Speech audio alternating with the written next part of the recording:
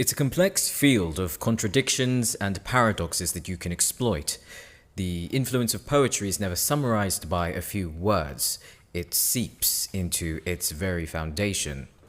But it also pulls from your own ideologies, whether you're aware of this or not. And so poems are always subjective in writing, just as they are in interpretation. And time can also change it because of shifts in the dominant societal culture.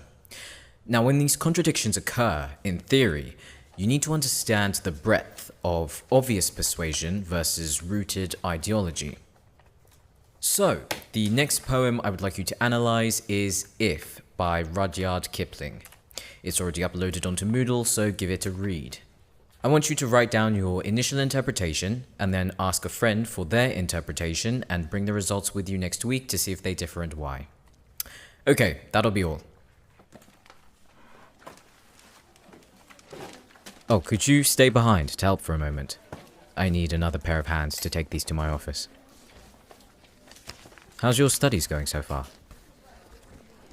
Good. How's the new module? Poetry is definitely a sharp change from 12th century literature. Yes. There'll be a lot more chances to explore creativity in the coming weeks. I don't know if you saw on Moodle, but there will be one week where I ask each of you to anonymously submit a poem that we can dissect in the lesson after to see if any subconscious ideologies spring forth. They will also remain anonymous, so even though we'll be speculating as a class, we'll never know the truth, which I think is needed for something like poetry. Have I? I've written some poems. Maybe I could share some with you. Definitely not the ones I wrote as a teenager. Those will, never see the light of day. It's natural to be a skeptic of your own work and not live up to the expectations you've set yourself, especially when you go review them years later. As I said in class, societal ideologies change with time, but so do internal ones. Your view on life changes as you gain more knowledge, and your mindset shifts, and then an outlook you thought you'd have forever can change with one strange encounter. I've had too many to count. But I'd encourage listening and being open to change. Set them down on my desk. Actually, before you leave, I wanted to have a word with you. Well, not anything related to your work, but a more personal conversation. Since the last time we spoke here, I've noticed that, you've been hanging out a lot with that friend of yours. You frequently sit next to them too now. Well, I can't help but wonder if there's anything between you two. You know fully well what I'm insinuating. After what we've done together, and now that you know how I feel, suddenly you've taken an interest in a classmate that you've only started talking to.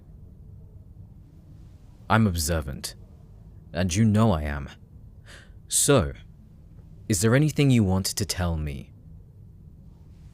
Are you sure? Because if I were to take a guess, I'd think that you're purposely flaunting this new friendship in front of me. You're testing me? What sort of validation are you looking for? Fine, I'll humor you.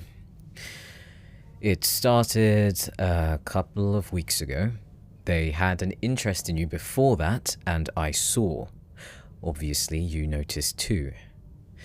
It was the day after you were here last that you decided to change tactics, and you made sure to do it so openly it would be difficult for me to not see. Convincing them to sit at the front with you, borrowing stationery, forgetting to bring your book to class so you can share and get closer. Like I've said before, I watch you on occasion. Maybe occasionally isn't the right word to use. I'm interested in you, so naturally, I'm going to want to look at you even when I'm focusing on the other students. You're always in my peripheral, so I see when you do something and turn my way to gauge my reaction. Yes, I see that. You're sly, but not invisible. So, I need to have a talk with you once again, it seems. What is your end goal here?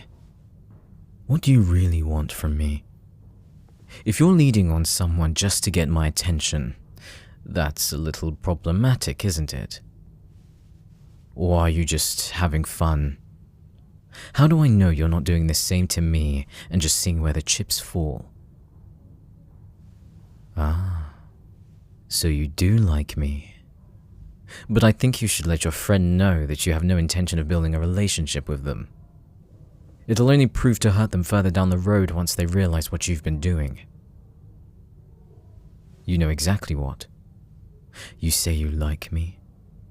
What if I offered for you to be with me? Surprised? I'm sure we can make it work.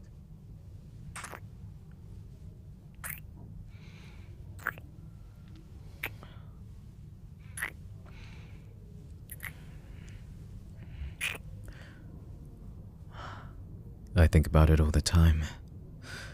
Don't you? There's a version of this that doesn't go our way. But there's also one where we have a chance to make something out of it. Every day I think about you. When I'm home, I wonder what you're doing, if you're studying well, eating well. Sometimes you're in my thoughts more than anything else. And I'm starting to understand what it really means. That this is not just a fling or a curiosity for me. Here. Can you feel it? How fast my heartbeat is. I have to uphold a certain look for the sake of keeping my job. But when it's obvious to me that I desire someone who seems to want me as well, there's only one thing left to do.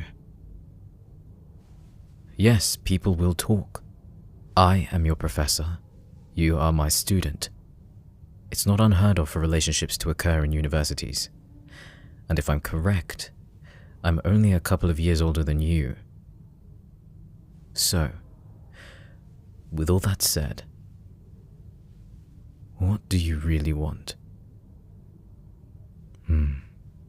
I can give that to you.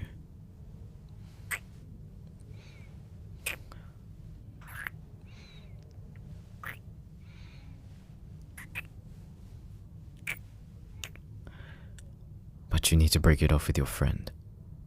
Don't give them any more hope. You think I wouldn't be jealous? Of course I am. You can flirt so openly with them and there won't be a problem. The only time I can really spend with you is in here, where no one can see us. Teaching is the best part of my day. Not because I'm a professor who should like their job, but because I know that you're guaranteed to be there, watching me. So the fact that your attention suddenly shifted to someone else is annoying. If you truly like me, then don't look at anyone else the way you look at me. During class or outside of it, you can hang around with others as much as you like, but I'm losing out on that. Not anymore.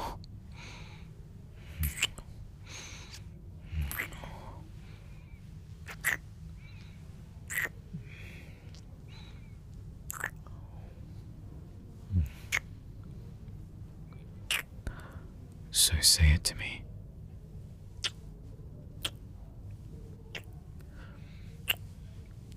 Say that you want to be with me. And you will.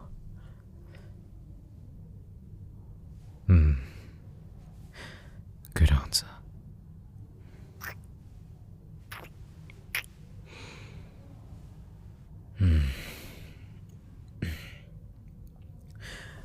There's a museum that I'm thinking of visiting in a couple of weeks, and I was wondering if you'd like to join me. I'm writing another thesis, It's strictly a hobby at this point, but I wouldn't say no to having another mind there. I've heard there's a new exhibition opening and I'm eager to see it. We could go at the weekend, so no using university hours. I've accidentally bumped into plenty of students outside classes, so it's not uncommon. And something tells me you'll like the exhibits. I want to be there when you experience them. Good. Well then, it's a secret date. I'm looking forward to it. In the meantime, I'll see you in class tomorrow.